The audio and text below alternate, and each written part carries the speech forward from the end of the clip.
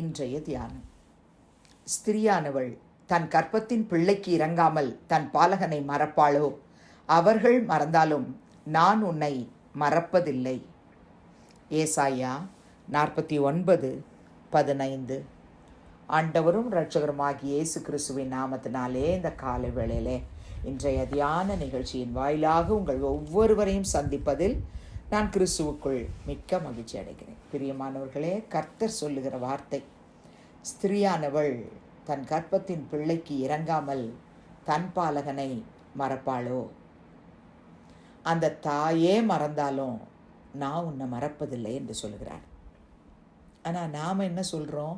ஏன்னா அதுக்கு முந்தின வசனத்தில் 14ஆம் வசனத்தில் சியோனு குறித்து கர்த்தர் சொல்லி வச்சிருக்கிறாரு. சியோனோ, கர்த்தர் என்னை கைவிட்டார், ஆண்டவர் என்னை மறந்தார் என்று சொல்லுகிறாள். சியோன் நீங்களும் நானும் தான். அநேக வேளையில் ஒரு சின்ன காரியமோ பெரிய காரியமோ எது வந்தாலும் உடனே நம்ம கர்த்தருடைய சமூகத்துக்கு போகும்போதெல்லாம் அழுதுகிட்டு புலம்பிக்கிட்டு என்ன சொல்கிறோம்? கர்த்தர் என்னை மறந்துட்டாரு, கர்த்தர் என்னை கைவிட்டார்.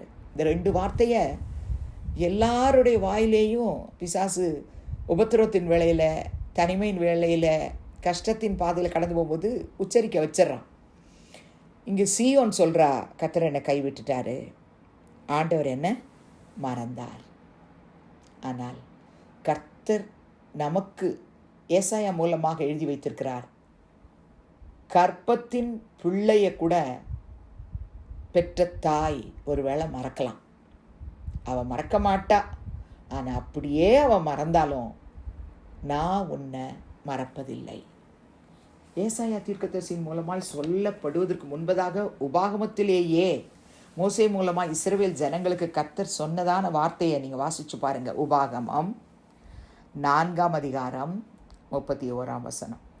உன் தேவனாகிய கர்த்தர் இரக்கமுள்ள தேவனாய் இருக்கிறபடியால் அவர் உன்னை கைவிடவும் மாட்டார், உன்னை அழிக்கவும் மாட்டார், உன் பிதாக்களுக்கு தாம் ஆணையிட்டு கொடுத்த உடன்படிக்கையை மறக்கவும் மாட்டார். அப்போ நம்முடைய தேவனாகிய கர்த்தர் கைவிட மாட்டார், அவர் அழிக்க மாட்டார், அவர் தம்முடைய உடன்படிக்கையை மறக்கவும் மாட்டார்.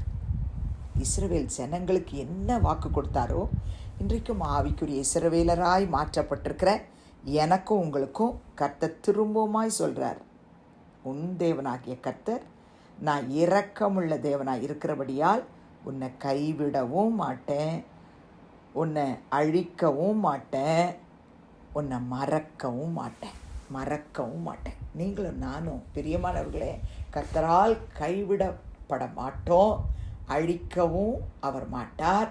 அவர் நம்முடைய முற்பிதாக்களுக்கு பண்ணின அந்த உடன்படிக்கையை அவங்களுக்கு மறக்காமல் இருந்தது போல இயேசு கிறிஸ்துவின் இரத்தத்தாலே கழுவப்பட்ட உங்களையும் என்னையும் அவர் பார்த்து சொல்கிறாரு, நான் உன்னை மறக்க மாட்டேன், நிச்சயமாக மறக்க மாட்டேன்.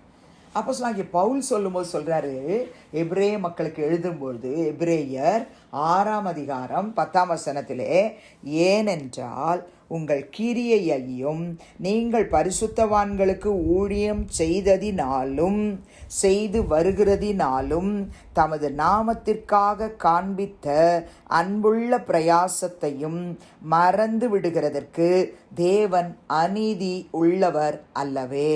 கர்த்தருடைய பிள்ளைகளே, நம்முடைய கிரியையை அவர் பார்க்குறார். நாம் பரிசுத்தவான்களுக்கு ஊழியம் செய்தோம் இல்லையா, அதை கர்த்தர் மறக்கலை. செய்து வர்றோம் இல்லையா, அதையும் மறக்கலை. அவருடைய நாமத்துக்காக நாம் காண்பிக்கிறோம் இல்லையா, அந்த அன்புள்ள பிரயாசம், அதையும் அவர் மறக்கலை. மறந்து விடுகிறதற்கு தேவன் அநீதி உள்ளவர் அல்லவே என்று பவுல் எழுதுகிறார். அப்போ கர்த்தர் நம்மளை மறக்கலை. நன்றி சொல்லி ஜெபிப்பீங்களா? பரலோக பிதாவே, இயேசுவின் நாமத்தினுடைய சமூகத்துக்கு நாங்கள் வருகிறோம். ஏசாயா 49:15 ஸ்திரியானவள் தன் கர்ப்பத்தின் பிள்ளைக்கு இறங்காமல் தன் பாலகனை மறப்பாளோ? அவர்கள் மறந்தாலும் நான் உன்னை மறப்பதில்லை என்று சொன்னீரே. ரட்சகா, என்னையும் எங்களையும் நீர் மறக்காமல் இதுவரைக்கும் எங்களை கைவிடாமல், எங்களை அழிக்காமல், நிர்மூலமாக்காமல், எங்களை மறக்காமல், ஆண்டவரே, நாங்கள் செய்த கிரியை பிரயாசம் எல்லாவற்றையும் மறந்து விடாமல் அவைகளுக்கு நீர் தகுந்த வெகுமதியை இதுவரைக்கும் கொடுத்துருக்கிறீங்க. உங்களுக்கு ஸ்தோத்திரம்.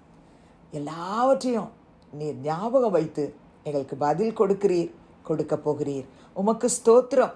என்னோடு சேர்ந்து ஜெபிக்கிறவங்க ஒருவேளை கர்த்தர் என்ன மறந்துட்டாருன்னு கண்ணீரோடு ஜெபிப்பாங்களான்னா அவங்கள தயவு செய்து ஆண்டவரே வசனத்தால் ஆற்றும் தேற்றும் பலப்படுத்தும். இயேசுவின் நாமத்தில் பிதாவே, ஆமென். கிறிஸ்துவுக்குள் பிரியமானவர்களே, இந்த நாளிலே கர்த்தர் தாமே உங்களோடு கூட இருப்பாராக, உங்களை ஆசீர்வதிப்பாராக, உங்களை நடத்துவாராக. ஆமென்.